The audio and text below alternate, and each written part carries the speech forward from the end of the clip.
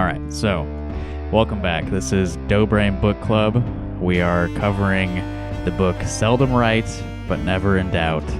We're doing this section by section. I'm, of course, reading all of it.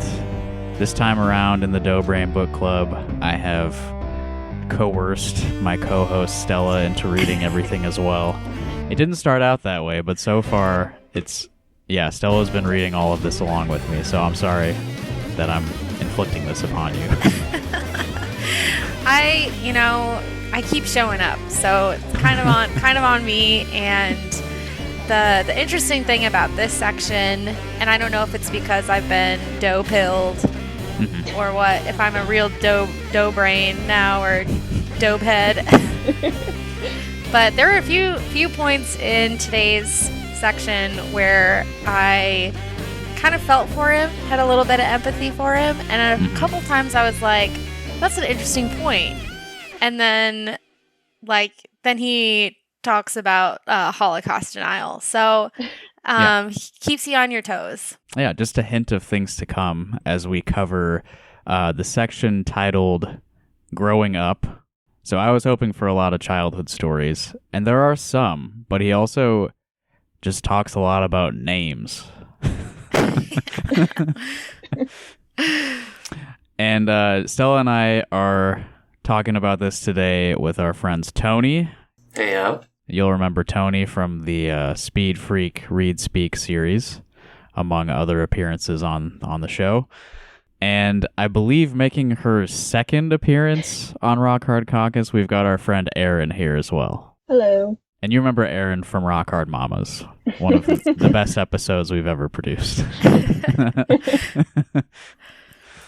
So I told you guys this before I started recording, but I don't have any video clips to share today, unfortunately. But I do have something else to present you with. Since we don't have any videos, I'm going back to the well of Amazon reviews. So here's an Amazon review of Seldom Right, But Never in Doubt.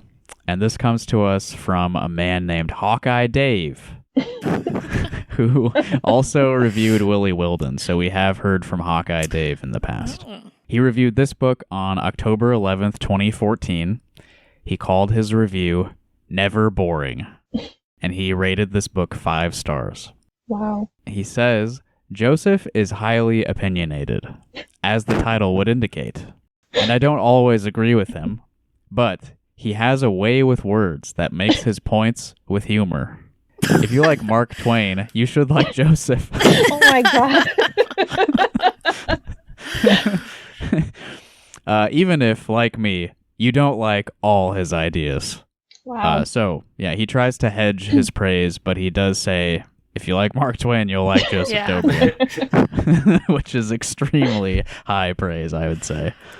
I mean, you don't necessarily have to like Mark Twain, but he is like a giant of American literature, so that's quite the comparison. People who like him really, really, really like him. And as we discussed in our previous book club episode, Confederate soldier. So lots of parallels with Joe. Only briefly. He didn't stay committed to the Confederate cause. Deserter, yep. So to get things started, the first essay in Growing Up is called Where's Mine? And in this essay, Joe tells a sad story about not being invited to a birthday party. However, he concludes that it was his own fault, that he was bullied and ostracized. Yeah, this is kind of fucked up. Like, he goes through all the ways that he was excluded and like harassed and tortured in school, but he says like kids that are bullied, like it's, they deserve it. Yeah, there's definitely a reason why they're getting bullied, and they have the power to change it, is his thesis. Really dark, really, really dark essay. Yeah, I took it as like a lot of mental gymnastics to just not condemn violence, even when he was a victim to it, and it like continues to victimize him to this day. And he just like cannot just say that shouldn't have happened to me. He's principled. Yeah, he is consistent, and I kind of feel bad for him that he has that dedication to his opinions, but like it's not working for him. I mean, he specifically says So there's like a hierarchy of children in his analysis of school and childhood. And there's always one kid who's at the very bottom of this hierarchy. And that kid specifically definitely deserves all of the shit that they get.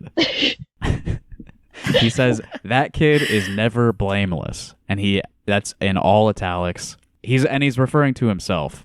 But he's very emphatic that, like, yes, the worst kid in class does deserve to be bullied. Yeah. And it's never for a reason such as what he refers to as the wrong ethnicity. Yeah, he goes on to list, he says, like, it's never because of these reasons, and he lists a ton of reasons why people get bullied. He lists, well, yeah, exactly, and he lists all the kids that he would pick out for bullying. Like, these are the kids that you would think would get bullied. The crippled kid, the deformed kid, the mentally slow kid, or the kid who's the wrong ethnicity. Yeah, until now, I hadn't really fully appreciated what he's saying there. Is like, some kids get bullied for things that they can't help, such as being the wrong ethnicity. But those kids aren't the ones who are getting it the worst. The ones who are getting it the worst are me. I'm actually the biggest victim. But the reasons he gives for being the worst bullied kid are... And his name for the worst bullied kid is the butt of the classroom. Yeah. This is a phrase he uses repeatedly. He might have a disagreeable personality. He might have an uncontrollable temper.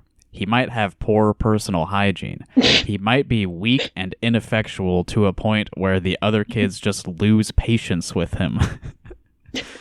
So... these are things that are a child's own fault in all cases, I guess. Like, there's never any issues at home that might be causing that. It's something that a kid should recognize within themselves and strive to change. Inspirational. Look inward. It's your fault. So here's where it gets sad. There's a kid, John, and... well, okay, I guess one year John invited Joe to his birthday party, and it sucked because all the other kids recognized Joe as the butt, and they just constantly gave him shit for the whole party. And, if it's anyone's fault there, it's Joe's. If he wasn't such an easy victim, it would have been a fun party for everyone, but he was just too distracting, so they couldn't help themselves. Joe goes out of his way, to describe the things that he thinks are wrong with John, the birthday boy. He notes all these things that made him, different than the quote-unquote normal kids at the top of the pecking order.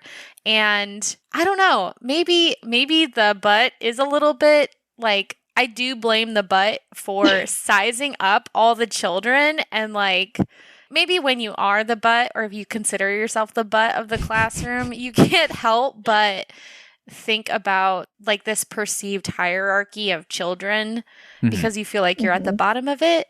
But also maybe don't be perpetuating putting kids into categories like this and sizing them up and making these weird analyses or assessments of them based on how they do their hair and their mannerisms and that sort of thing. Well, at the very least, don't do that in a book 50 years after the fact. Right. The fact that he's still so fucked up over this many years later was my favorite thing, honestly.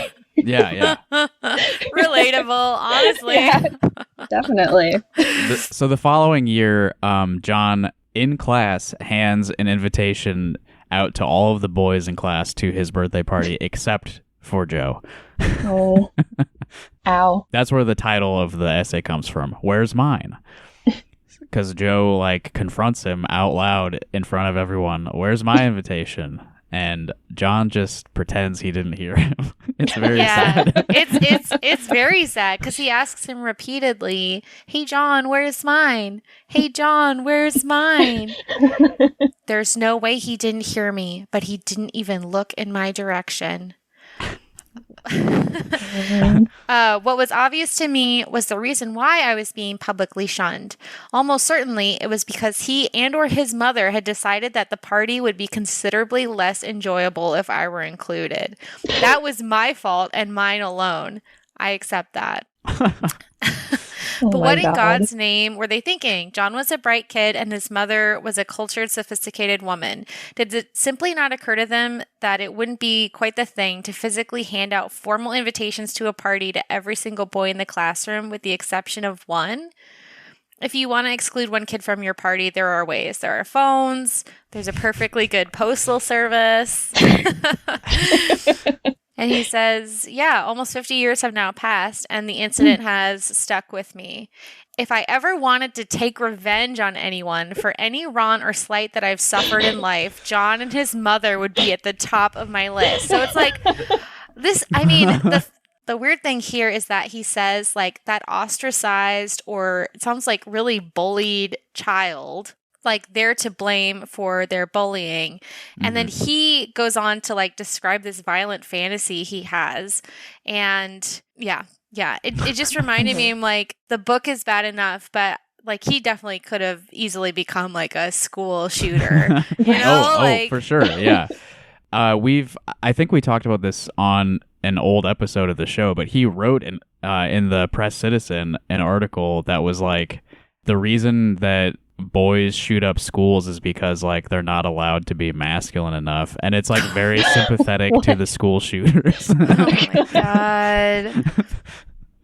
Yeah, but as you were saying, like he blames himself fully for what happened, but he still would like to exact revenge on this boy, well, who's the same age as him now, so no longer a boy, and his mother, who's probably dead already.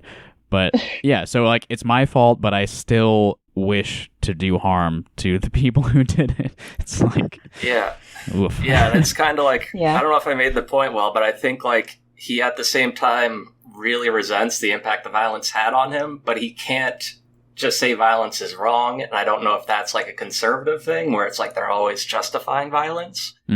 So like he can't just be like, that was wrong, I wouldn't do that because I know what it feels like. So he has to be like, it's my fault. And he kind of says in there just sort of like, I wish I did like all these things. He has like these weird violent fantasies. Yeah. And it's like, why do you wish you did that? Because like you feel alienated, and you would be alienated whether you were the victim of that or the perpetrator. So it's like, just leave that alone. But he can't do that, and that's why he's obsessed, and he wants to get revenge on a kid he knew when he was like 6. He can't move past because he's like, I wasn't violent enough when I was a child. Yeah.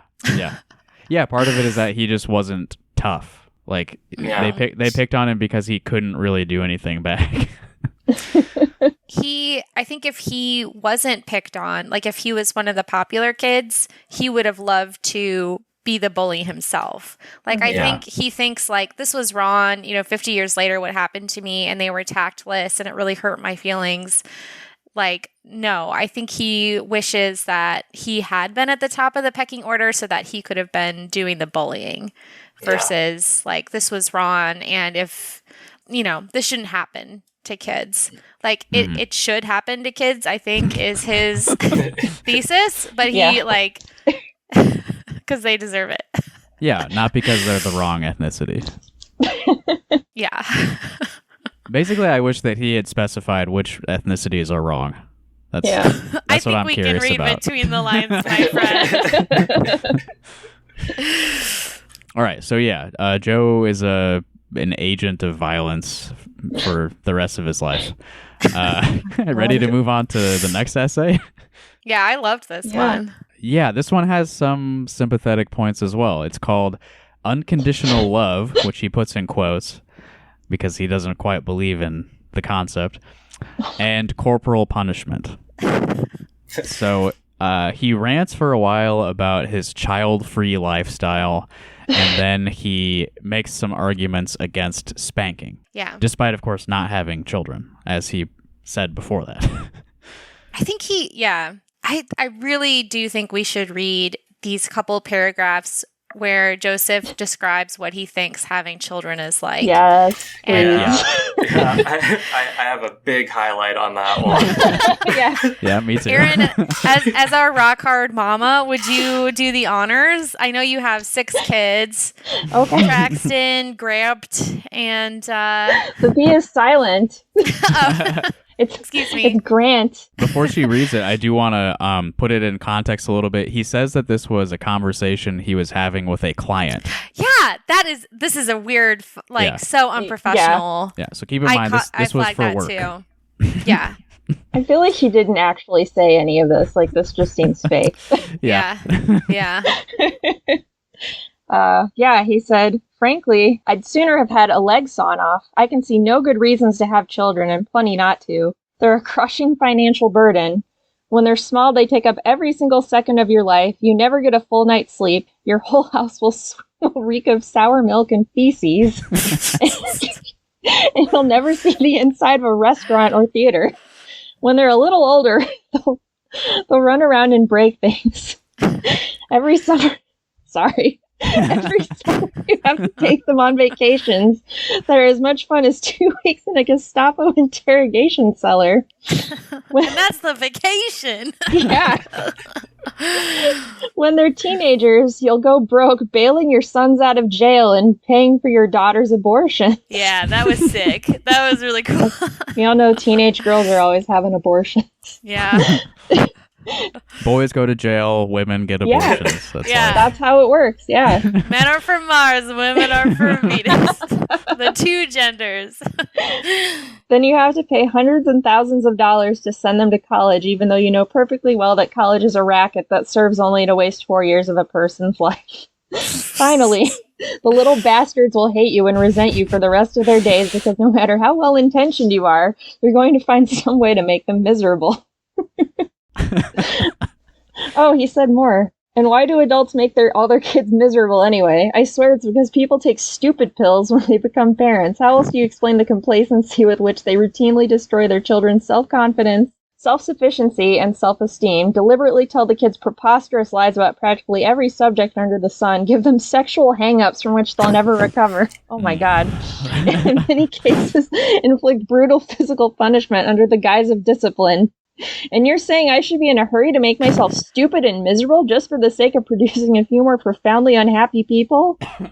I know, Wow. it's probably not plausible that he delivered the soliloquy to his client, which Right. the person who's paying him and who he notes has 3 children. But I do like to kind of picture him up on his soapbox and he just he was ready to go. Yeah. So I also don't plan on having children, but damn, dude. Sour milk and feces. Yeah, you can clean up after your kids. It's the life hack they don't tell you about. You don't have to leave their shit and your breast milk all over the place all day. No, when they talk about not crying over spilt milk, the implied second part is that because you can clean it up after. Yeah, actually what they mean is it becomes such a constant presence in your life, the spilled milk all over the place, that you no longer feel any sort of sadness over it. Yeah, It you becomes reach the acceptance phase of the milk, yeah. Yeah. Yeah. Anyone who uses the phrase unconditional love should be immediately sterilized. Okay, and this is one of those places where I was kind of I think, Joe, there's a little kernel of a point in there that I might agree with a little bit. Not that people should be forcibly sterilized. Mm-hmm. Not as criteria for eugenics, yeah. No. But he goes on to say that unconditional love, it's a silly, empty phrase. Love can't be unconditional when it's between humans. Babies and children depend on their parents for survival, and so of course their love is conditional on you offering them the support they need to exist. And I do think that there's a point like unconditional love that seems kind of like a toxic concept because, like, honestly, you should have some conditions on the people that are in your life. Like, if they're actively harmful or abusive, like, it's fine, I think, to, even if they're a family member, to cut them out of your life. And you don't have to say, like, I love you, you know, because of this concept of unconditional love between family members. So I also liked this little peek into his life where he talks about his sweet little cats and how much, like, he likes being a cat dad. Yeah, he doesn't think that they have unconditional love for him. It's, you know, he provides them with sustenance and survival. Well, not just that, my friend. He says, I have a house full of cats. I do wonder how many cats he has. I have no doubt that they love me. They show it constantly. But this is not based on my tending to their minimal needs. The reason they're always in my lap or on my shoulder is because I'm forever giving them treats, petting them, playing with them, and telling them how pretty and clever they are. So I've seen a bio that says he has 4 cats. He might have more than that now. But nice. Yeah, at one point it was 4. So yeah, I wanted to ask you guys about this. Strap a large group of adults into polygraph machines and ask, do you really and truly love your parents? And I'd lay 8 against your 5 that you wouldn't get more than 50% truthful affirmative. That's, I don't know about that. Like, yeah, I don't know where that comes from. Yeah. We got 4 of us here. I guess I'll say raise your hands if you really and truly love your parents. Okay, we got 4 out of 4, so it is a small sample group, but I think, and we're not strapped to polygraphs, so I guess we can't. We're Maybe not actually doing what he says. Yeah. But yeah, that's a pretty bleak outlook on like the relationship between parents and kids. Which, if you recall, Roger Ballou's relationship to his mother and Willie Wilden, I think this is enlightening. I think Joe hates his mom. And projects that onto the rest of the adult population. So let me highlight this transition here, because he sort of is playing with more than one idea. He separates sections of the essay by a little asterisk. So he ends the unconditional love thing with, if you want unconditional love, get a doll. Ditto if you want something to spank.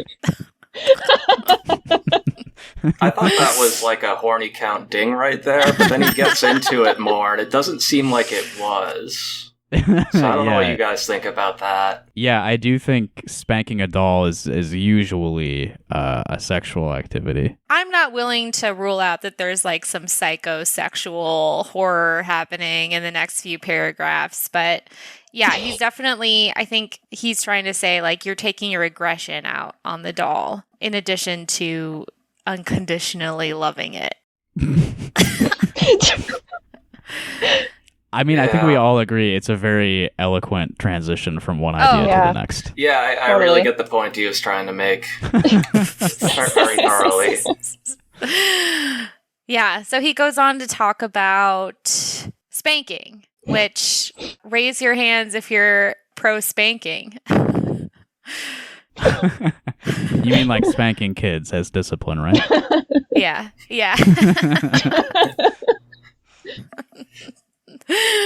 Thank you for clarifying. Spanking's bad. Spanking is abuse. Like, right. No one should spank their kids. And this statistic he cites that 90% of Americans spank their kids. I don't know when this was written, but do you think that's correct? No. Probably not anymore. Yeah. Do you think it was at one point? It was probably 100 at one point, but... Really? Yeah. Have you guys ever gotten spanked? Like, from a discipline perspective by your parents as a child?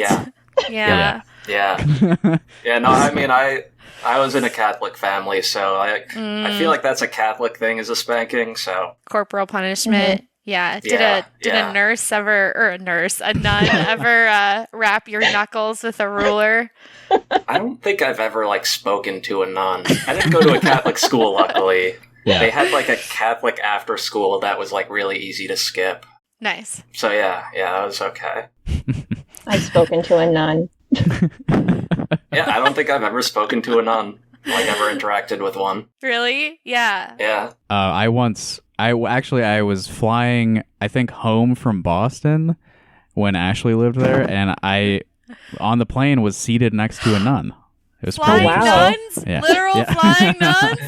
Yeah. Did she share any wisdom with you? We didn't really talk, but she did watch me play Pokemon for a little bit. Okay. Love that. You know who also had magic powers?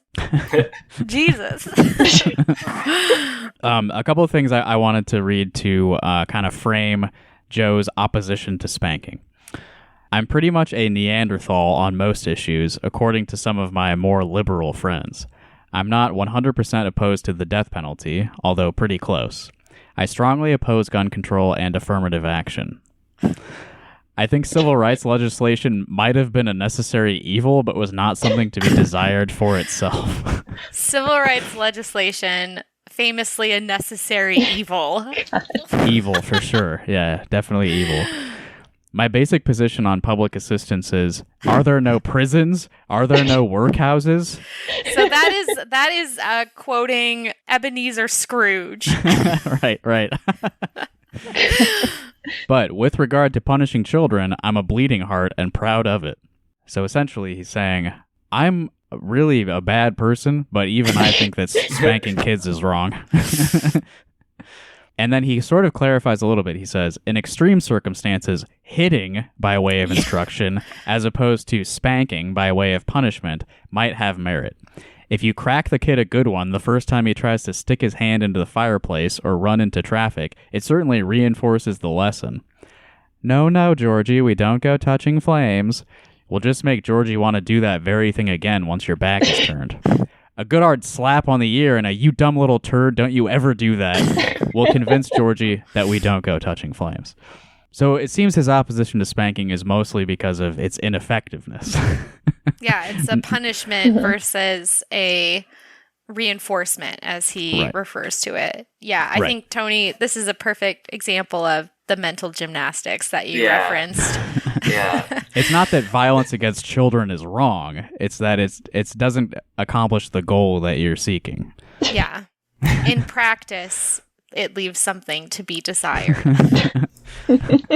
He uses the word obstreperous again. I have to point that out. The word that I learned from Todd Blodgett. Obstreperous count 2 in this book.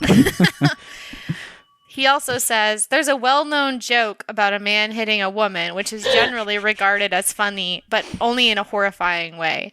Why do men hit women? And the punchline is, because they just will not shut up. We all love that well-known joke. Yeah. What a classic. We've all heard it. We've all told it. Why do men hit women? To get to the other side.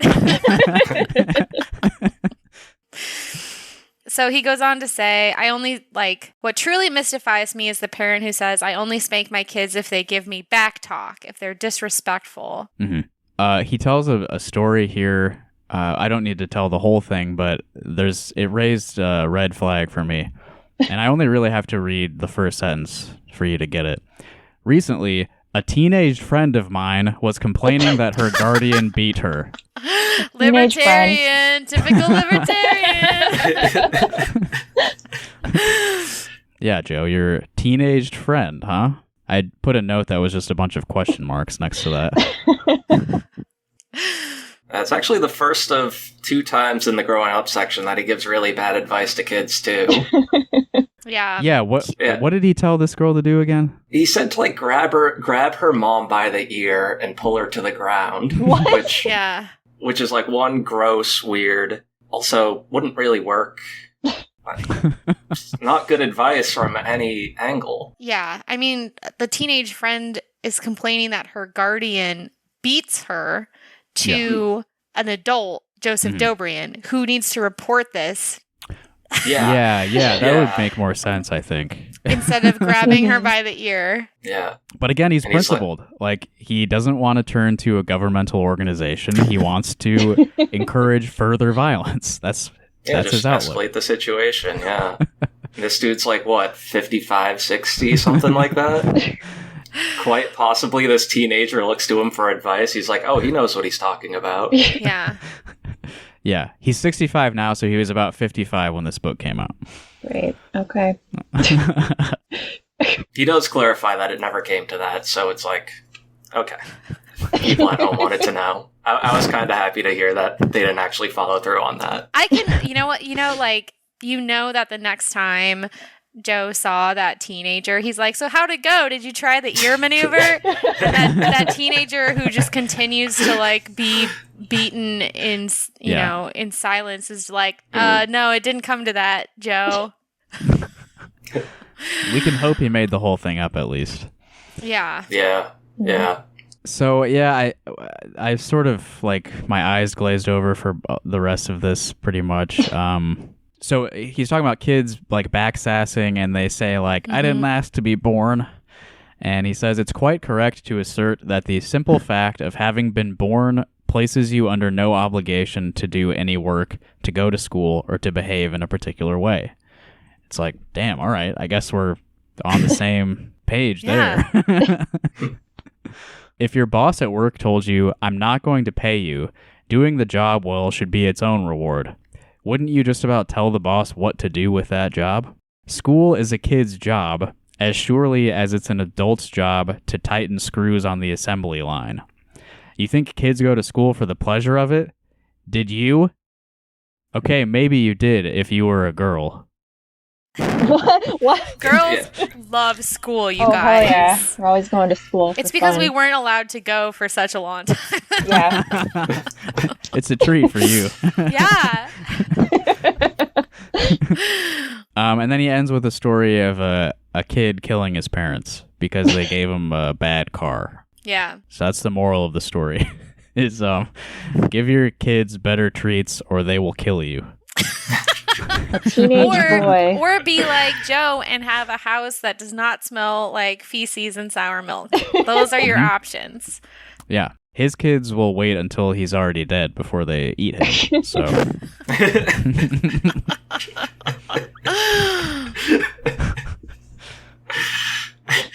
next up is an essay called A Child's Eye View of the World. And in this story, this is a story of young Joseph. He looks at a map, and this sparks an interest in world events, politics and geography and such. Mm-hmm. And bonus, he says the N-word to his mom in this one. Oh my god, yeah. He sure does. So it starts out with him looking at like inaccurate maps. Some kind of map projection. Yeah. Yeah, Antarctica is like a big stretched out line at the top of a square map or whatever. I do think it's always really charming when you hear about, like, when you're growing up, the little things that you make assumptions about how the world works. And then you might not find out that you were wrong until, like, many, many years later. Mm-hmm. Like, there was a This American Life about it one time, about how like this kid thought that the crossing sign was actually pronounced zing, because you like zing across the street as quickly as you can to zing. Or I had a friend who thought that the people, like when you watched a sitcom, the laugh track was like beamed from everyone's TV to like oh wow. Like, and so she would do her best to have like a really distinctive laugh so that she thought other people who are watching the same show could hear her. Did you guys have any experiences like that? I thought people in the TV could see me. Oh, yeah. Wow. I remember not quite understanding how like captions on TV worked. Like I imagined somebody in a TV studio had to just type it every time. I still think that's what like they have to watch whatever you're watching. Yeah, too. So TV studios have a lot of people employed just doing that. Oh yeah. Well, this is like Joe's childhood misunderstanding. Right, so he was looking at a map that sort of like had a eastern and western hemisphere thing, so certain parts of the world were like duplicated on the left and right edge of this map. And so I got the idea that there were in fact two Asias, two cities called Shanghai, two cities called Dhaka, etc. and that they were existing in parallel. For all I knew, those double cities each had the same people living in them in duplicate. Wow. I love This that. is like a That's great. much stranger like conception of reality than simply Yeah. reading a map wrong. Galaxy Doughbrain. A much less significant like misreading of a map is when he sees the country Niger in Africa, and he asks his mom if, and then there's the N-word, is such a bad word. How come there's a country called N-word? It's a good thing my mother explained the difference in spelling and pronunciation before I looked at Niger's immediate neighbor, Nigeria. Oh my god. If I hadn't known better, I'd surely have pronounced it with a hard G, and the stress on the third syllable, as though Nigeria were a physical disorder that involved the copious and uncontrolled discharge of ... never mind. What is he talking about? I also think it's really interesting that at the start of the essay, he states that he was 6 years old at this time. Did you know the N-word when you were 6 years old? I think I might I have heard it in a mean, for movie. his generation, I feel like, yeah. I don't Yeah. know if I did, but his generation, I feel like all the kids probably knew. Yeah. Oh my gosh. Yeah, I think it was in more common usage then. I mean, he was born like pre-civil rights movement, so... Yeah, that necessary Yeah. evil. Yeah, I don't think I really knew that word until I was like around 10, I think. Yeah. That sounds I about think right I for probably me. I think I probably learned it like from reading a book or something about Mm-hmm. like probably in like 5th grade or something. Mhm. I don't think I'd ever heard it. Which, I mean, just goes to show how few black people I grew up around. Yeah, I should clarify. I think everyone is white on the Yeah, call right yeah. now. Yeah, I mean, I knew like a handful of black kids in elementary school, so like, you know, I was pretty sheltered from that kind of thing. Oh, okay, so Nigeria, if you said it wrong and it sounded like diarrhea, that's what he's the only saying, thing I I can Yeah. come Yeah. up with. Yeah. It's a diarrhea joke, Justin. It's a guess. Got it. a loose stool joke. Which, like, I mean, if dear listeners, you get a little stressed out when we're reading Doughbrain and the topic is about countries of the world, like, you have every right to be. Yes, he's not going to be very sensitive about the different ethnicities, the raw ethnicities of the world, to quote him. I mean, he says something like, the country of India in outline looked like a fat woman dressed in veils dancing on her toes. Like, that is just such a weird aside. It's like, what the fuck are you talking about? I mean, we all know that Italy is a boot, but yeah, he doesn't mention that. Yeah, he mentions the fat woman dancing. Yeah. Yeah, with veils. Very exotic. I love to go like stargazing or cloud watching with Joe. Like, what's that one look like, Joe?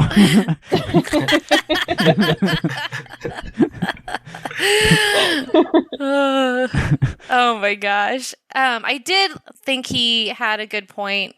Later on, he talks about he saw maps of Europe before and after the various world wars in the last century. And he says, it started to sink in that the world was not, after all, a stable place.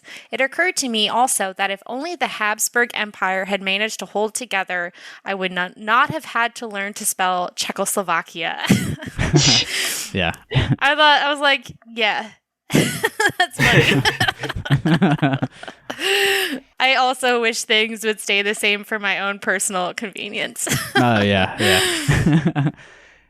So he says that like in resolving these misunderstandings, that kind of made him more interested in the world, and he obtained a pretty good grasp of world politics and current events even before I'd finished the first grade. No, I don't buy it. No way.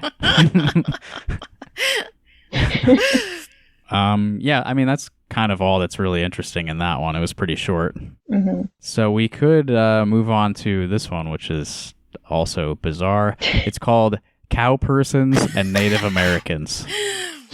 So he wishes that adults could play the childhood game Cowboys and Indians, and then he meets a child Civil War reenactor. Yeah, I like that. I did like that he said. Thankfully, the child is imitating a Union soldier. We should clarify. Yeah. My heart dropped a little bit when he started that sentence. I was like, oh. Joe says, my experience with children is limited, which, thank goodness. But he talks about, this is, I thought, interesting, games like Cowboys and Indians, and another game that they played was World War II. So, like, all these, like, really violent childhood games he describes where they're, like, pretending to kill each other. Mm-hmm. And he says, dramatic games of this type have lost popularity for a number of reasons. And then he says it's because MLK and Robert Kennedy got assassinated. Yeah. And so now parents and teachers organize children's time, minimizing free-form play. And kids today, they're playing their video games and computer games. Yeah. But I thought that was interesting. I remember kids playing all kinds of like violent games, and a lot of like video games are pretty violent too. Yeah. So Exactly. Yeah. I think he's totally off base here. He thinks that PC culture has killed violent games for children. And he, I think, was writing this in the 90s, actually.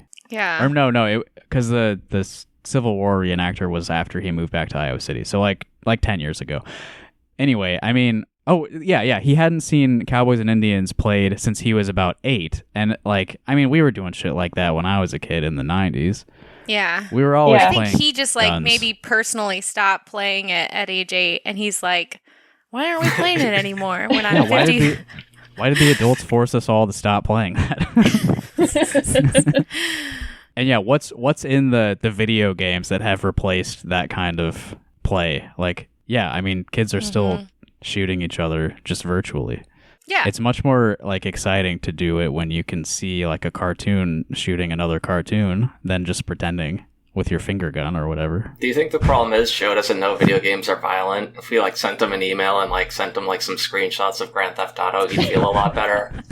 Yeah, he'd be happy to see that. He'd be like, oh yeah, maybe the kids are all right. Did you note the name of this piece, Justin? Yes, cow persons and Native Americans instead of cowboys and Indians.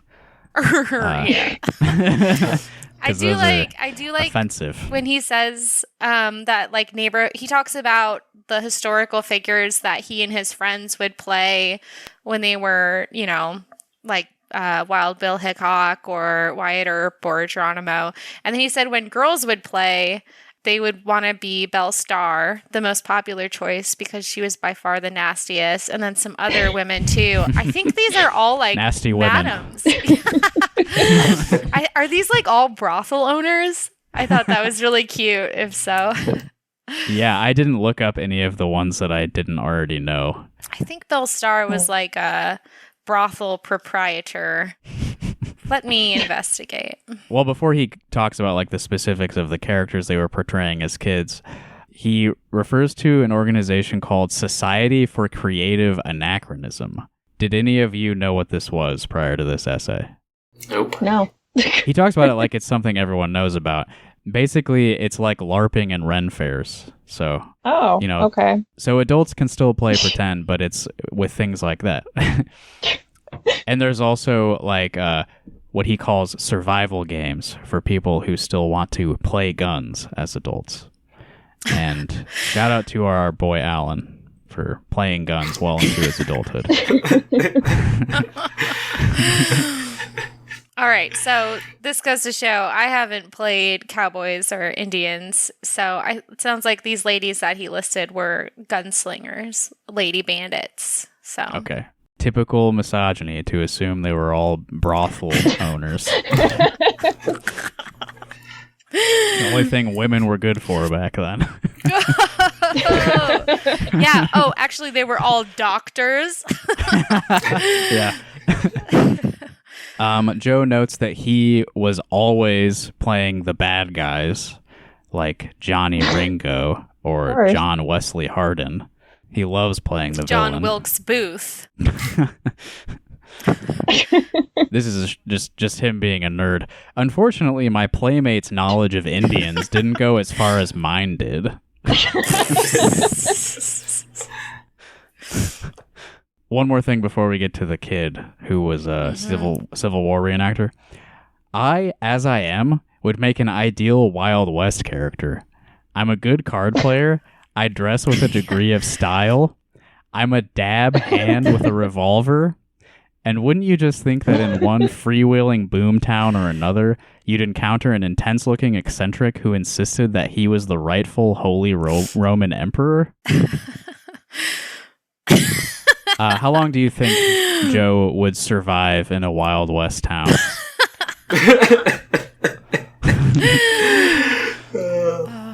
Like a day. Maybe. Yeah. So what's the thing about the Holy Roman Emperor? Is this a side thing with Joe that I don't know about? Yeah, it's something I haven't encountered yet, I guess. He believes he's the rightful heir to the Holy Roman Empire. I keep wanting to say Holy Roland Empire. Well, if that's true, that's pretty crazy. I didn't know that about him. All right, so the kid then, should we talk about him? Yeah, so Joseph Doughbrain gets invited to his Iowa City block party in 2010. He says it was a great time. He ate a lot. The only incident he found unsettling was when he met himself minus about 45 years. Yeah, I think that would be a startle. That's such a weird way to describe meeting a child. And he told us he was so careful about not having kids. So, so the scene he paints here is really interesting because in the same essay, he literally just said like children are not like left to their own devices to play. But then he like describes a scene where children are just like playing. Doing exactly that. Yeah. Yeah. So kids are running around doing the normal kid stuff, splashing in the wading pool, hula hooping, etc., jumping and dancing and running and falling down. Yeah. He mentions that many of them are nude as well. Where do you see that? I didn't see that either. Where? Yeah, he said something about undress, but then it kind of seemed like he was just talking about like wearing shorts. Various states of That was another part that confused me. Oh, yeah. He, big hot take from Doughbrain, he hates shorts. Yeah. Maybe I was confusing this with another essay. I swear there's naked I know kids what in you're one of because these. I thought that at first too, but then it seems like when he says undress, he's like calling the kids like scrubs. Oh yeah, he does say ranging from total nudity to swimming trunks and t-shirts. Okay. Oh, so there is Thank nudity. God, Okay. you didn't just. All right. Justin's like the kids in my mind are naked. So Yeah, I was hoping I wasn't imagining that. Oh, what a relief. No, Doughbrain makes it very clear they're naked. But the kid that Doughbrain identifies with, he was 9 or 10 and kind of chubby, was behaving quite differently from the others. I didn't notice him at first, but then a woman of about my own age glanced over at him and clucked disapprovingly and asked me in a tone of obvious dismay, "Oh my God, do you see that?" So he talks about, I did. All the other children were in various states of undress, ranging from total nudity to swimming trunks and t-shirts. But this kid was in jeans, a flannel shirt, and jack boots. I've only ever heard jack boots in like the Nazi context, but Yep. on his head was a Civil War style kepi. I'm not sure how to say that. Basically a Union hat. Yeah. And he carried a toy rifle on his shoulder as he marched around and around the perimeter of the party. What a cool kid. Yeah, so Joe sees some of himself in this kid.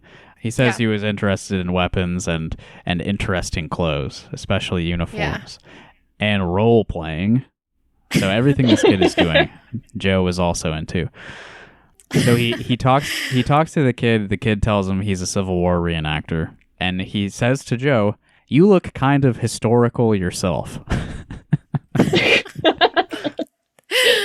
That is a cute thing for a kid to say. But then, interesting way to refer to a person. I'm not quite sure what he meant by that, except that I was almost the only male present in lawn sleeves, lawn trousers, and short hair. You know how those hippies are in Iowa City. And I was wearing braces instead of a belt, which does create an antique effect. What the fuck are, like, all I know about are the teeth braces. Yeah. Does he mean like suspenders? Yeah, like suspender braces, I guess. I've never heard braces used in that context. Mm-hmm. Actually, his pants were suspended by his teeth. Braces. Yeah. He was in a full body brace. He had left the iron lung for the day. Instead of wearing a belt, I just put on a cast to hold my pants up. Plaster around the waistline. He's dressing for success. Yeah, dress for the job you want, baby. Yeah. He says that when he was a kid, he always preferred the company of adults, and he would speak frankly to them. I mentioned my favorite Civil War character was P.G.T. Beauregard, and he wondered aloud why so many Civil War generals had odd-sounding names. When he says when he was a kid, he preferred the company of adults, he does say, unlike children, they could be counted on not to be vicious. Aww. Remember earlier when he said that adults would poke his belly because he was a little fat kid? That's kind of vicious, isn't it? Yeah, Jesus. But I mean, he does say that his classmates would call him names, physically assault him, and spit on him. So, yeah, he worries about the kid because the kid's like a weirdo like he was. I just hope he has learned to deal with other people's reactions to his weirdnesses better than I did. Yeah. I think most do. He talks about how when he was a kid, he hated being like dressed like a little kid or like wearing PJs. He hates shorts, and he doesn't like any shirts that don't button up in the front. Mm-hmm. He was born in long underwear and a tuxedo. I did like the last line of the piece, which says, anyway, I wish this kid well, and above all, I hope he gets away with it. This might be a generational thing, but when he's talking about hating being dressed up like a little sailor boy or whatever, I resented those evening parties to which children are brought in their pajamas because they'll be going straight to bed when they get home. I don't think I ever went to a party like that. No, me neither. Me neither. I think I usually slept in just like my regular clothes. Yeah. Like I wouldn't even like bring pajamas to sleepovers. I'd just like have t-shirts and jeans on and be like, yeah, fuck it. Yeah, I did that a lot too. Well, I don't want to take my pants off in front of people. So yeah. Are you guys both never nudes? Yeah, I've just been slowly, this entire shirt's like spandex. It's been growing with me.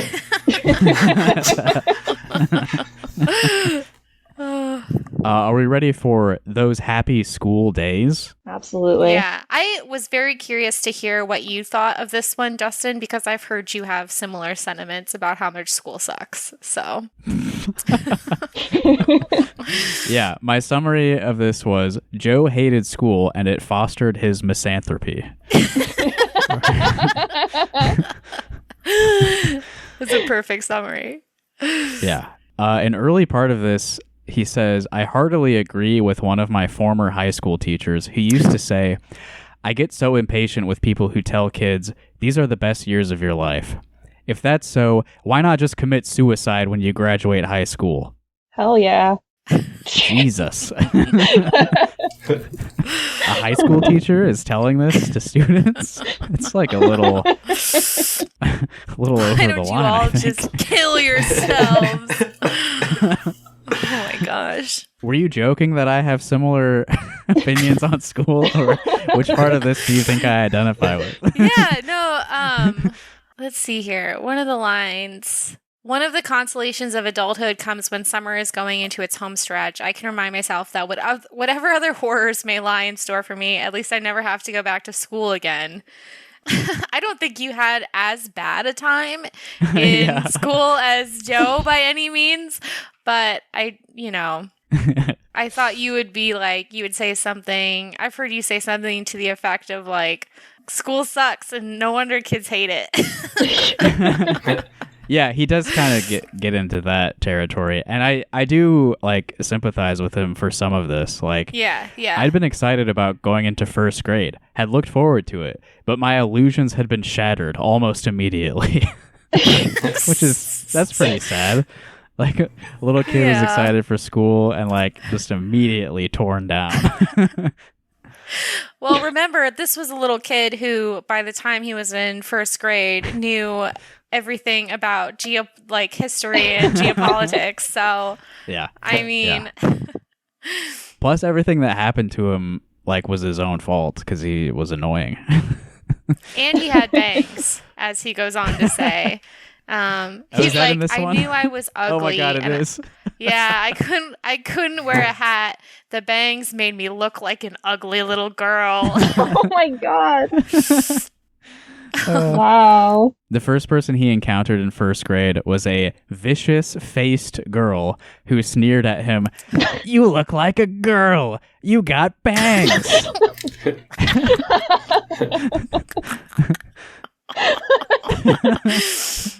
That was good. Yeah, I mean, this whole thing is just like about how much he hated going to school and how mistreated he was. Mm-hmm. For As a time lucky went few, by, I learned. Oh, go ahead. Let's read them both simultaneously. For a lucky few, school is a great confidence builder. For many of us, it's an excruciating builder of one's capacity for self-hatred. For a lucky few, it's where you learn to make friends, play nice, and have a good time. For many of us, it's where we learn once and for all that people are stupid, wicked, and sadistic, and that they enjoy being so. Yeah, school was not like this for me. I think the social aspects were mostly good. Mm-hmm. Yeah. I mean, that's where we met, take it Stella. back. I liked that part. Aw, I liked it too.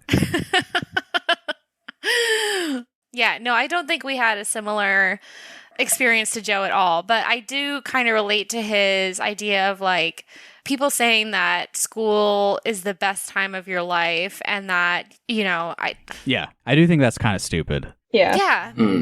I didn't love like being in college, and it was like talked up so much as like, oh, you're going to love it. I was really extremely depressed through all of college and like always just wanted to be done with it. Like, I mean, working sucks, but I like working so much more than having to be in school. Right. Yeah, college was a lot more stressful than my life is now, actually.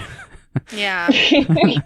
I was a pussy. That's a quote in this one. As time went by, I learned other useful facts. I was a hopeless athlete who generally got picked last for games. Me too, Joseph. I'm always picked last. I was a pussy who couldn't or wouldn't fight back when picked on, who would run home crying to mommy instead. I'm always crying to my mommy. I agree. And I was an underachiever who would often be dressed down by the teacher in front of the whole class. And that's awful. And he says, like, he was not actually stinky, but people treated him like he had an aura of foul aura. Yeah. And then, do you want to do the honors? This might be my favorite couple sentences that... Stella and I talked about this one before we started this. Then, around the third grade, I started getting fat. And we heard about this before, how the adults would poke him.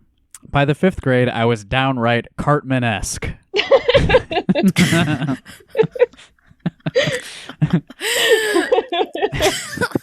So cute. Joe was a big like fan of Ruben-esque. South Park. Yeah. I don't know if he still watches it, but I remember in his piece about his favorite Christmas songs, he did cite the South Park Christmas album. So I know that he's a fan, or at least was in the golden era of South Park. Season 25 is airing now, folks. This part's kind of interesting. So, as he got older, he started taking an interest in girls. But his big problem was that he liked the pretty ones. And it's an odd fact of nature that people usually hook up with boyfriends or girlfriends who are more or less equal to them in terms of physical beauty. Thus, on the rare occasions when I found that a girl was attracted to me, it would be more an occasion for embarrassment than for gratification. Does that mean that he was embarrassed because ugly girls were attracted to him? That's Does what he it seems consider like. himself ugly? Yeah. So, like, Oh, man. he is to this day bitter about being picked on in school for his appearance. And yet, this is how he treated girls who, like, showed any kind of affection for him. It's like he's embarrassed that they want anything to do with him. What a prick. Yeah. This last paragraph, it's like one very, like, run-on sentence with, count them, 1, 2, 3, 4 semicolons. So to sum up, I came out of my schooling with a nearly debilitating paranoia, a conviction that I was a total failure as a human being, an awareness that I was personally repulsive, a terror of achievement, and a blinding hatred of the human race. Ugh. Damn! I didn't like school either, but wow, that's... I hate myself and everyone. Yeah, that's intense. I mean, I get the idea from this collection of essays that this is supposed to be kind of like lighthearted and fun to read. Like, I think that was his goal, but that one's really dark. Oh, gosh. Yeah. Yeah, and this next one is a great piece of satire. It's called How to Get Kicked Out of School. And I remember when I was first discussing this with everybody, Tony, you were excited for this one in particular, right? I was for a couple reasons, and neither of them panned out. Because one reason was like I was kicked out of school, so I kind of wanted to like compare with Joe Doughbrain about our getting kicked out of school experiences. He didn't get kicked out of school. He's like again telling people younger than him how they can get kicked out of school. Yeah. And two, it's not even like the whole theme of this section's growing up. This isn't about growing up. This is about his thoughts on World War II. These are just World War II essays. The only thing that it has to do with anything with school is the framing device. Yes. He sets up a framing device and he just starts talking about World War II. Yes. Yeah. It's a flimsy framing device. Yeah. The conceit is it's his advice to young people and they're growing up. Like that's kind of how I took it. But yeah, you're exactly right. He just wanted to write some weird shit about the Holocaust. And yeah. Yep. So Tony, can you tell us, why did you get kicked out of school? So I was kicked out of my first elementary school in first grade because I kicked a teacher. Which I think is advice Joe Doughbrain would give to a first grade child. 100%. I don't recommend it. Do you remember doing that? Yeah. Do you remember why you did that? I was running around being a shit, as one does, and like the teacher was like, "Stop running around and being a shit," and I kept doing it, and like she grabbed me from behind, so like it wasn't even like, I forget how exactly I kicked her, but I either turned around or like I kicked behind me. Yeah. But I like kicked her in the shin, and she was like, "Ow," and she let me go. And I was surprised I got expelled because I felt like I was justified, but. Yeah. Did you have any priors, maybe? I didn't like cause a lot of trouble like my entire youth. Like I wasn't an aggressive kid. I didn't behave normally. I was very weird. Like if I didn't feel like sitting down, if I got bored, like during a lesson, I would just like start walking around, doing whatever. Yeah. I was just like a weird kid. So like I didn't start shit, but I was like not fitting in, you know? Yeah. Mm-hmm. Would you describe yourself as the butt of the classroom? No, I didn't get bullied too bad. Get bullied too bad. No. It's kind of weird too, like, Joe talks about like, oh, I wish I like punched other kids. And it's like, if kids tried to bully me, I would do that. And it's not like a good thing to recommend to kids. Don't, yeah. like, stand up for yourself, but whatever. But like, it's not cool Just say Yeah. the violence is bad. Yeah, Feel like yeah. the violence is bad. Totally. Yeah. Yeah, I punched a bully once, and then he punched me in the eye very hard.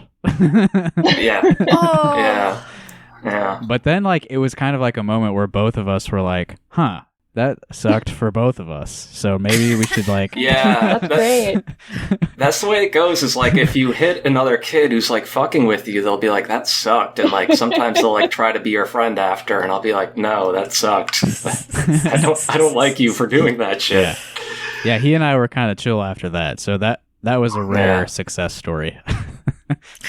Yeah, I think if it's your first time experimenting with violence, you realize, like, I have experiences, like, with friends where, like, I was slightly annoyed and I hit them and they were, like, really upset, and I'm like, I didn't realize how bad that was. Yeah, yeah. And then you just feel bad. Yeah.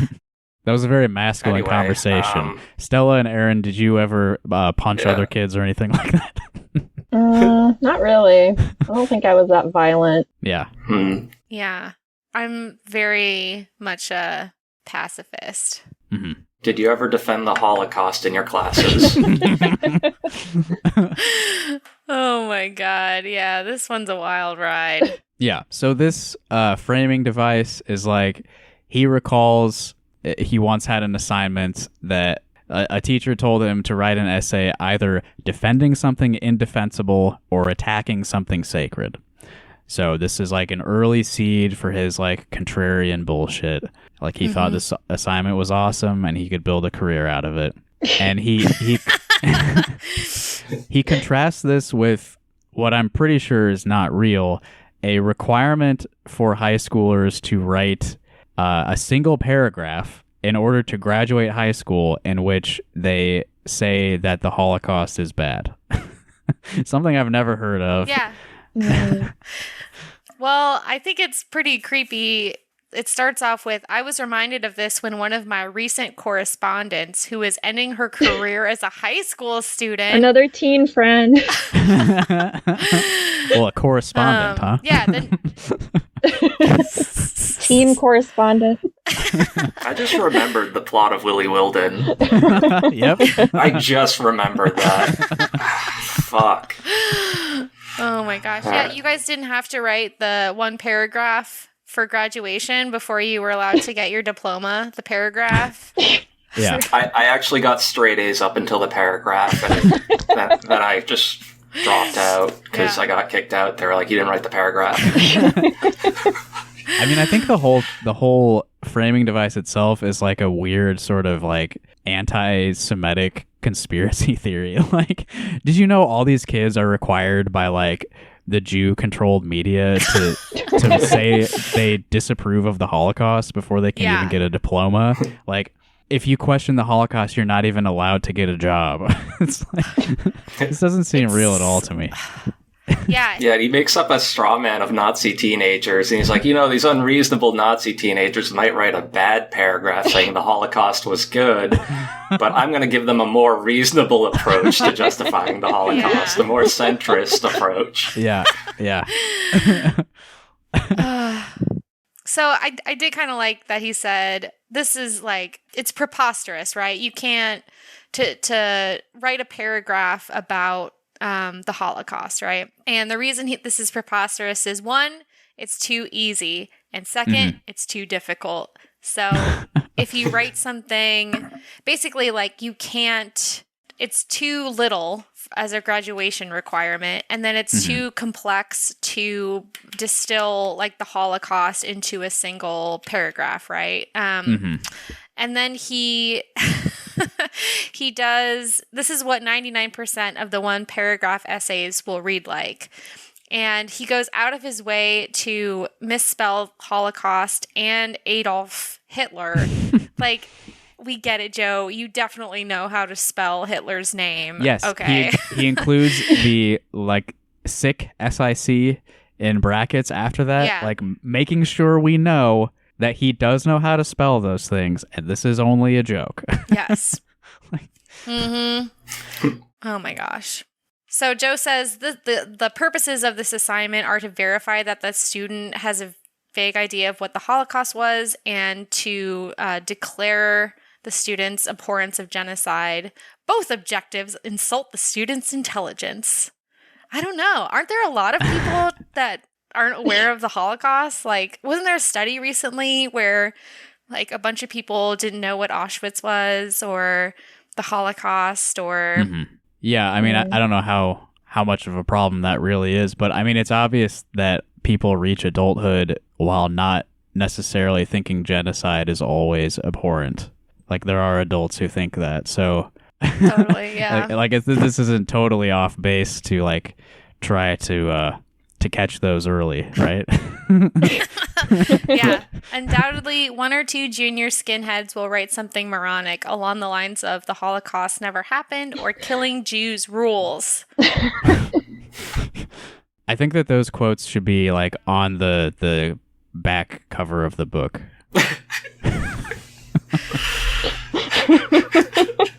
Should we each read Joe's he invites high school students to plagiarize with his blessing one of the following 3 answers to this prompt of defend or attack that the Holocaust was the most reprehensible event in human history. Oh, yeah. So the purpose of these, again, is to get kicked out of school. So you have to understand these are really horrible paragraphs. This is his way of sort of lampooning this assignment that I think he made up himself.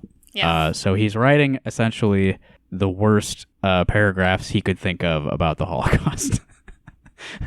So keep that in mind as we read them.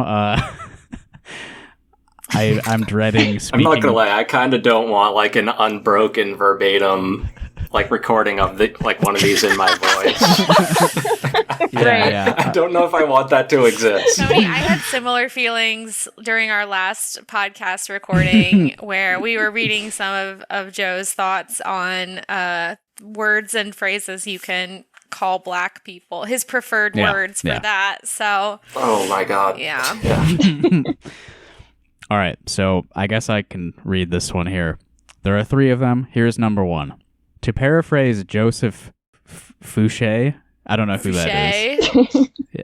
Who is that? Let's see. Is he? I should have looked it up. I'm glad I'm not the only one. I was going to feel really stupid if everybody else knew. Yeah. A French statesman who was not alive during the Holocaust. Okay, but according to this French man, the Holocaust was worse than a crime. It was a blunder. Whoops. I don't think this was a great man.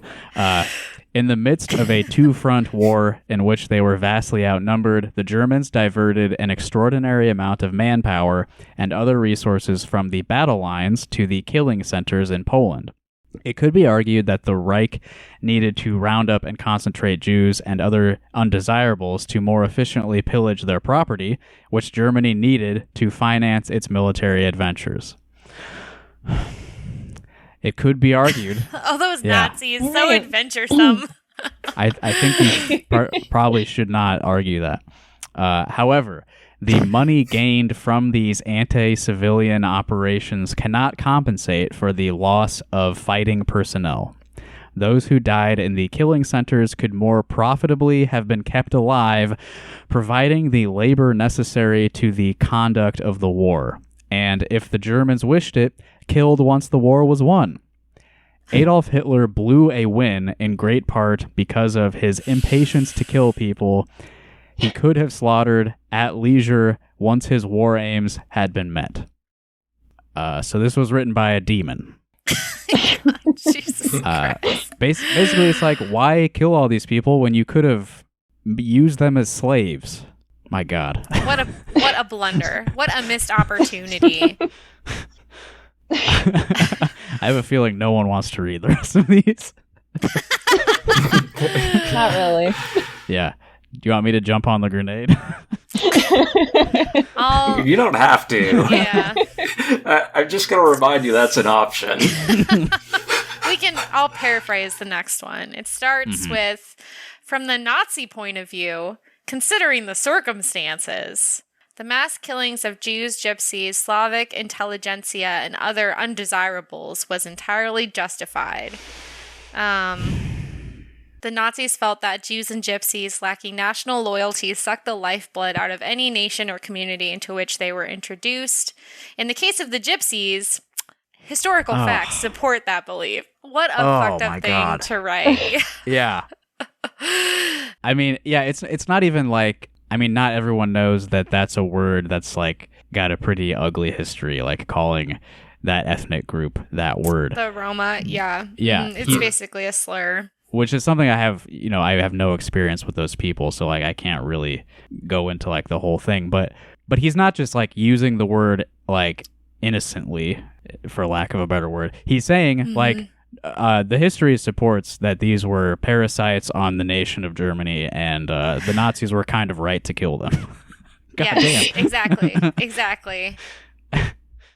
So it ends really strong with, when all available resources were required for the war effort, the German government's decision to put these people to death as efficiently as possible was, if questionable from a humanitarian viewpoint, at least well-reasoned. I mean, how can you even write that as, like, in a satiric, like, satire in quotes? Like, it's just a abhorrent thing to I was thinking a lot about something that Alan said during our last book club meeting, and that was, why choose to write these things down? You didn't have to write them down, like. Yep. Okay. He thinks this is a good example of like his writing ability and like his genius satire. What was the last one? Oh my god. This one's also horrible. Yeah. So in this one, he concedes that yes, the Holocaust was very bad.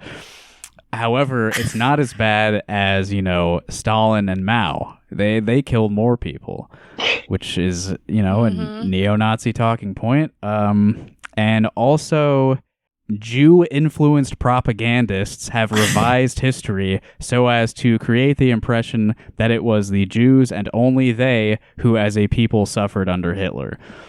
So he's essentially saying that the Holocaust, it may have been bad, but it's being exaggerated for the benefit of a certain ethnic group who actually have a lot of control over our society, if you really think about it. Oof. A bargain indeed, at the cost of only a few million insignificant people. Insignificant people. A few million. Wow. I would love to press him and ask, like, how many million? How many people died in the Holocaust, Joseph? Tell me using your real voice. Yeah. Yeah, so he's pushing boundaries here. Then he brings Ethel Merman into it. She did not ask to be in this conversation. As the late Ethel Merman might have observed, there's no business like show a business. What? What a terrible pun. Yeah, so that I think is the worst essay that has been in this book so far. Stella, having read all of them, do you think that is also the worst? I'm going to have to say they're all bad, but the one I think that is probably the worst is the one we covered last time. Let me look up the exact title of it. The one about African Americans. Yeah, versus, yeah, exactly. Other words, yeah. Yeah. Yeah. That one was the worst thing I've ever read, and maybe I shouldn't be trying to rank them and just simply say they are bad. Together. All bad. That when we read that last one, like, I don't think I've ever felt that much revulsion just like running through my entire body reading that sentence by sentence. This one is pretty bad too, but at least it's like the conceit is that this is bad and subversive. I'm being edgy. I'm joking. The other one, yeah. Yeah, the other one was fully sincere. He's pretty sincere. Mm-hmm. Exactly. So. Well, next up is surnames, as in last names. I thought this was pretty boring. Yeah, this one and the next one. The whole, yeah. That's not what that Amazon reviewer said. Never boring. This was never boring. Never. Yeah. Hawkeye Dave. I immediately thought of the name section when he said that. Because it's so fucking boring. I don't think Hawkeye Dave's reviews can be trusted. This premise, though, is crazy enough that I do want to say what he opens with. It seems to me that surnames, as we know them, have for some time been obsolete and serve few purposes other than to reflect negatively on their owners in one way or another. So, yeah, this is an essay about how the concept of a last name is obsolete. What the fuck are you talking about? I don't know about you guys. I never use mine. Oh, yeah. Never. I just have a first name and a bunch of numbers. Is Elon Musk and Grimes, are they your parents? Yeah. He says that a lot of people mispronounce his last name as Doughbrain, Doughbrain, Doughbrain, Doughbrain, Doughbrain, Doughbrinian, Doberman, Doughbrain, and other butcheries too grotesque to mention. So by that he means... I can relate, Joe. For one example of a butchery too grotesque to mention, listeners, look at the title of this podcast.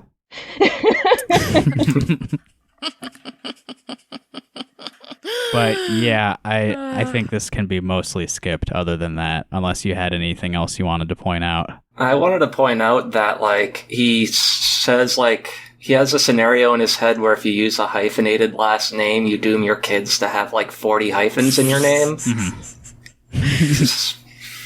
I want to know the person that he meant with all these hyphens in their name. I feel like most people just kind of figure that out. Yeah. Yeah. I mean, that's been a thing for a while.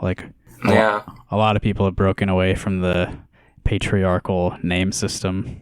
Yeah, I think he's just saying that it's stupid because... Yeah, I know why he does it. Yeah. But he tries to do it as a system failure. It's well, if you have one hyphen, you have to just keep adding hyphens with new names. And it's yeah.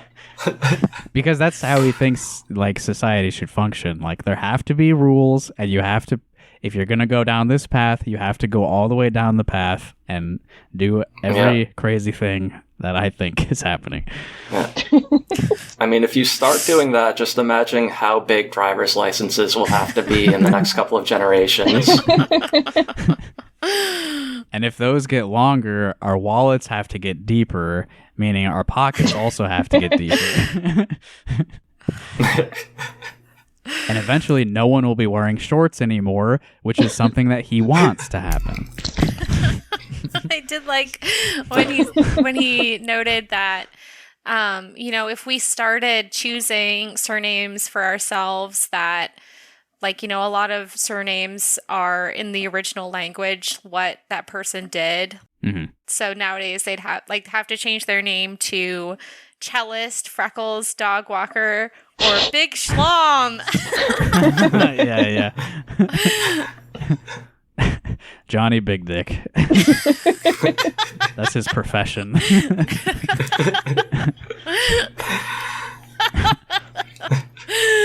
Oh my Nobody does it better. Okay, one more thing, because I do want to frame this in another light.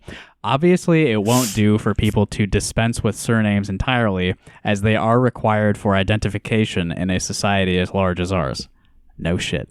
But perhaps we should accept it as normal that when a person reaches adulthood, he should adopt a surname of his own choosing and only change it further if extraordinary circumstances demand it. So one has to wonder about Joe's views on transgender identity issues here when it comes to changing your name, choosing an identity for yourself upon reaching a certain point in life. I'm guessing that, put in a different context, he would disagree with his own position there. Mm-hmm. I'm sorry, I'm still laughing about Johnny Big Dick. Oh my gosh. The next essay is called The Importance of Being Brendan.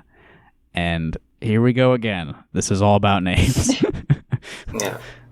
This one was even worse.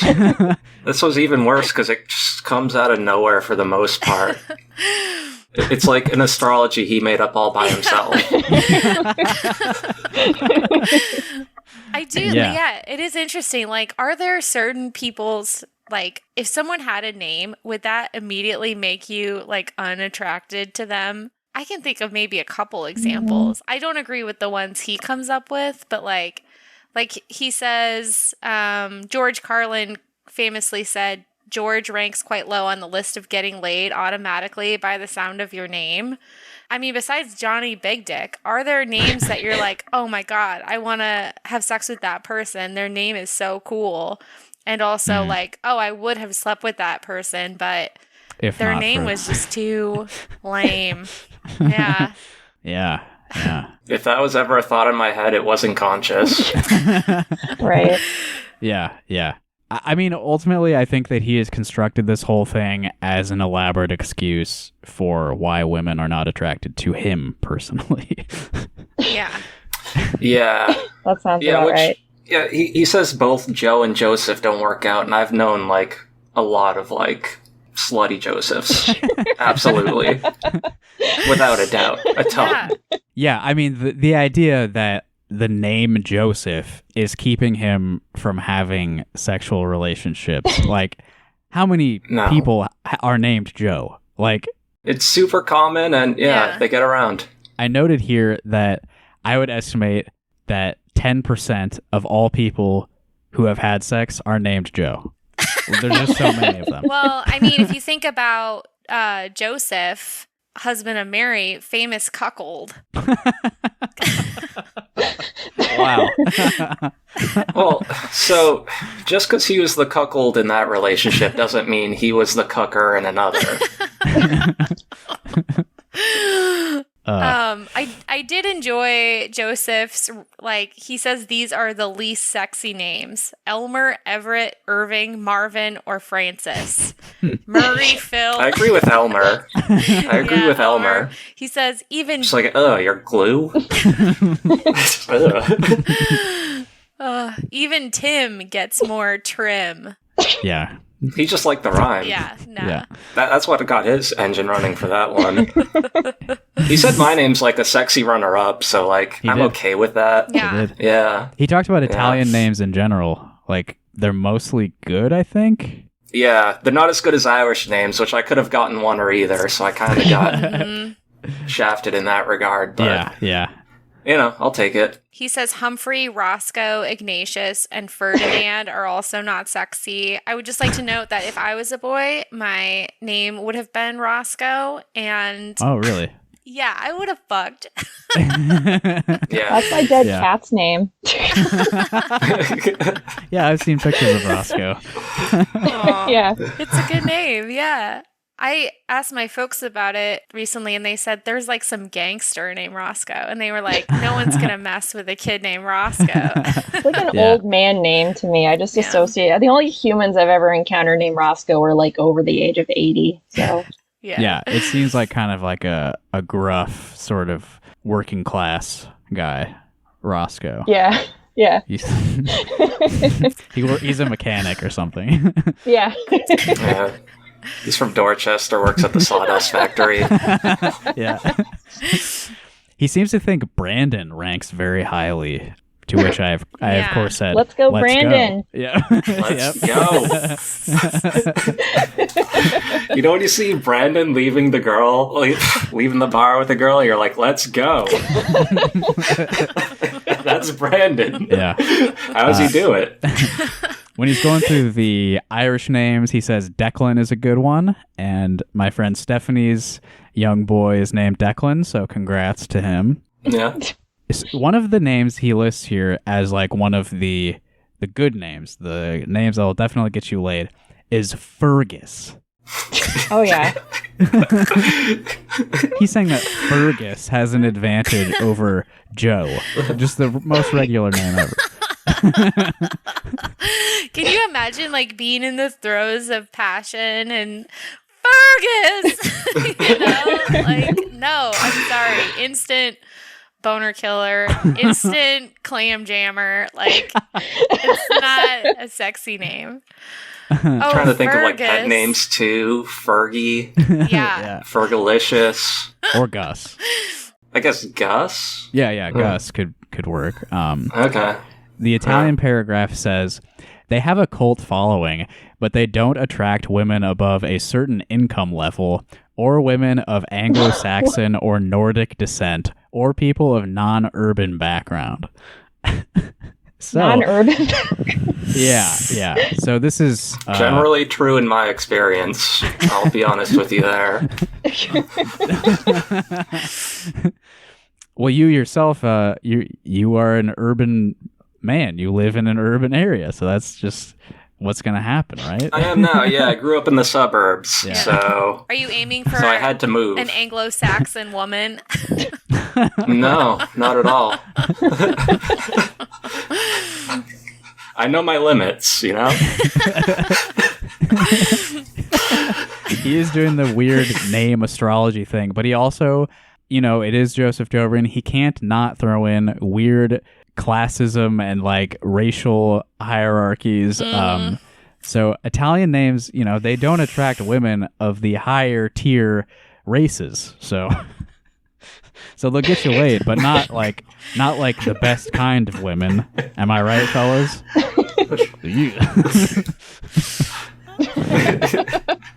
There's a weird footnote here when he says Fonz is an Italian name, but not because of Arthur Fonzarelli from Happy Days. He says like the writers of Happy Days were idiots who didn't know that the name Fonz was short for Alphonse. That's a very necessary aside there. Yeah. I think he just had a bone to pick with Happy Days. Joey might be okay. So he's talking about his own name here and different variations on that name. Joey might be okay if I dug women with heavy Bronx accents and big hair. And why not? Why wouldn't you like that? She sounds fine. Yeah. It's also so specific. Like what? Like if you're a Joey and you're born on the West Coast, like book a plane as soon as you turn 18 because you only stand a chance in the Bronx. I loathe all those trendy, yuppie shopping mall names, all those Megans and Brittany's and Ambers, but you seldom meet an Amber who isn't a babe. So Amber's cross the street when you see Joseph coming your way. He refers to a book called Jennifer Fever by Barbara Gordon, who I guess like has a problem with young women named Jennifer who are like home wreckers or something. But he refers to Jennifer Fever as a bitter book. And I think it takes a lot of nerve for him to call someone else's book bitter after what he has told us about his childhood. For a stretch in the mid-1990s, I noticed a huge wave of young women named Tara, all of them in their early 20s, all of them excruciatingly babelicious. Babelicious. Yeah. Ugh. What is it about that name that made every Tara really good-looking and stuck up besides? Wait, so this is in the mid-90s, all of these women named Tara in their early 20s appeared. So they were born in the 70s then. They were born in the 90s as 20-year-olds. And they were hot and they were bitches. He has a problem with a woman named Tara who spurned his advances, is how I read that. Oh, yeah. I mean, he basically says earlier, like, he hates the names Michael and David because it sounds like a girl he was in love with had to deal with a guy named David and a guy named Michael who were, like, shitty to her. So, I don't know. If I personally knew Joseph Doughbrain and my name appeared in this list or in this essay, I'd be pretty upset, I think. Yeah. Whether he thinks I don't fuck or if he does think I am like oversexed. I'd rather he just not think about me that way. The moral that he leaves us with is, parents, if you love your children and if you want them to give you grandchildren, do please consider how well your child's name will work as a mating tool. A mating tool? So, when you have your baby, before you name your baby, think about that baby having sex. Yeah, I gotta make sure this kid is fuckable, yeah. Yikes. Jesus. I think we probably glossed over them too, but there are a few times he just very clinically refers to like reproducing. Procreation and Mating. Yeah, which is like a common like right-wing guy thing, but like Because sex serves a scientific purpose, but nothing else. well, he's not. It seems like. I mean, it seems like he's not one of those guys. Yeah, you know? exactly. Like he wants to have sex very badly. Yeah, he thinks about it all the time. Just so much horny energy coming out of all these essays. The next one we can probably get through fairly quickly as well. He's moved on from, so he's sort of working backwards. There was one about last names, one about first names, and now he's talking sort of about like Mr. and Doctor and all that shit, the prefixes. Yeah. It's called That's Your Majesty to You. And in this essay, he wishes that people would interact more formally with each other. He thinks people are saying the word sir less often, and it's making him very upset. He says pretty early in this that he wants to be called Joseph, not Joe. So I've made a concerted effort to do the opposite on this episode. He also likes to give, especially women, pet names. The example he gives is a woman he might work with who's named Stephanie. He'll call Steph-a-Rooney. What? Oh my god. Yeah. Here, let me give you the context of that. I don't like that. Yeah, so he's talking about business associates in particular, I think. A business associate with whom I'm not very friendly will be Bill or Joan. So he's kind of saying he does like the opposite, where he refers to people more formally if he respects them or likes them or feels close to them. And he speaks more informally to people he doesn't like.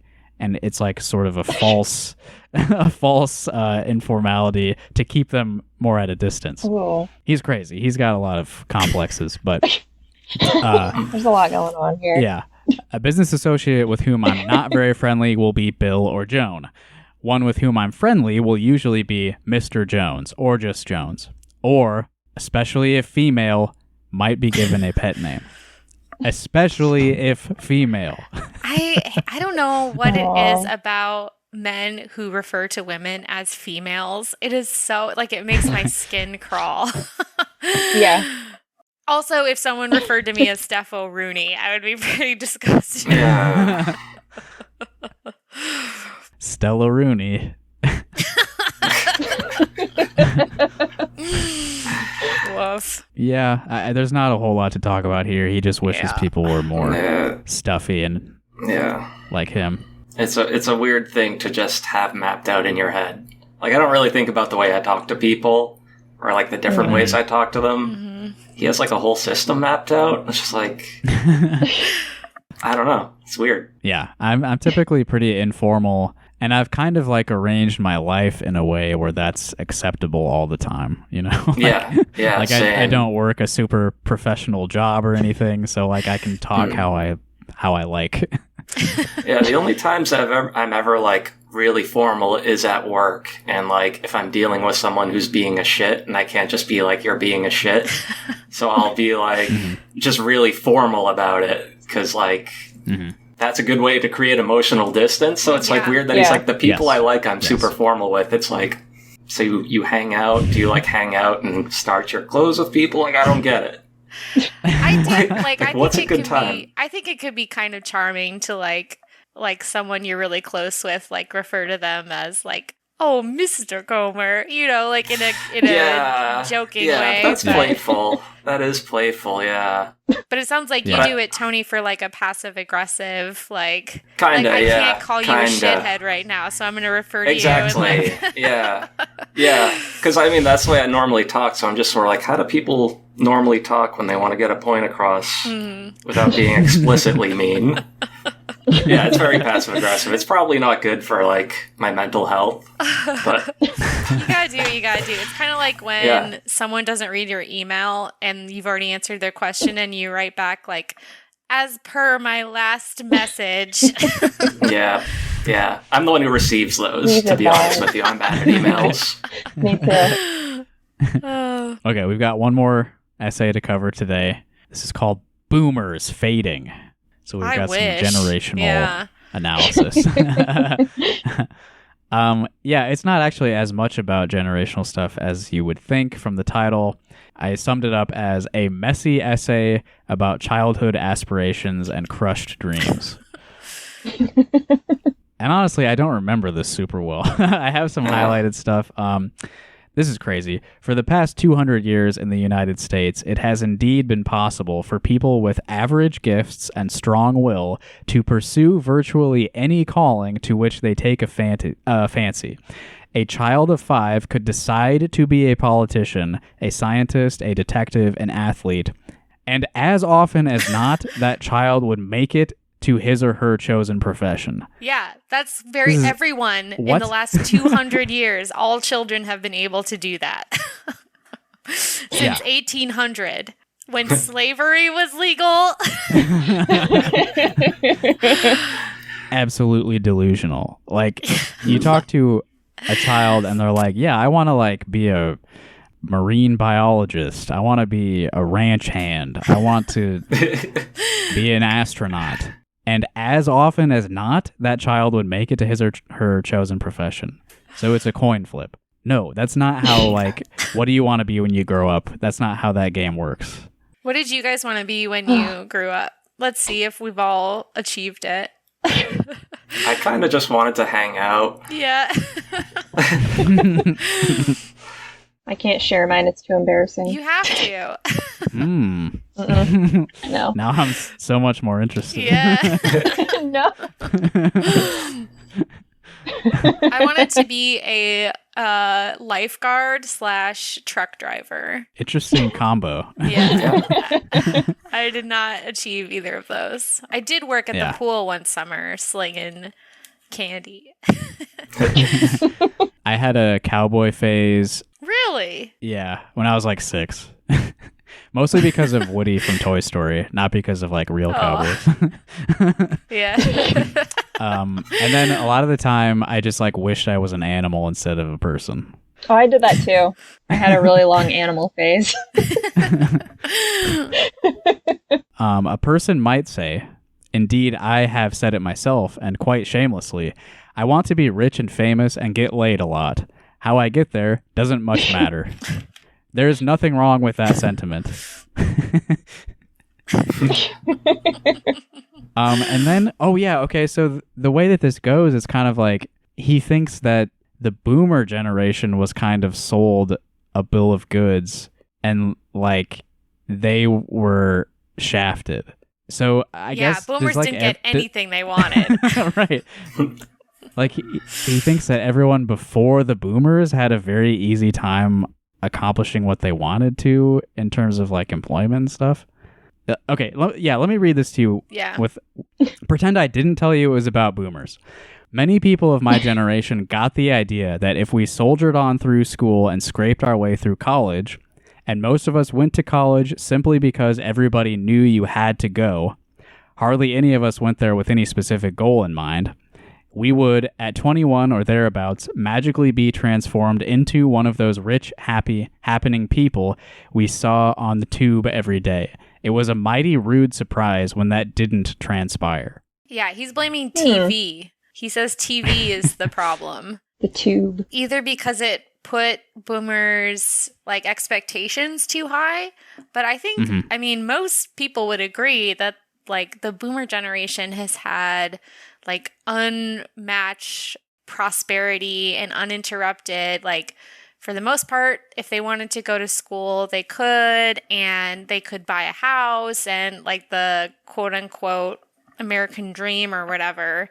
So yeah, it's really, I've never heard anyone say anything like this about the boomers ever. Yeah, I've heard it for every generation after them.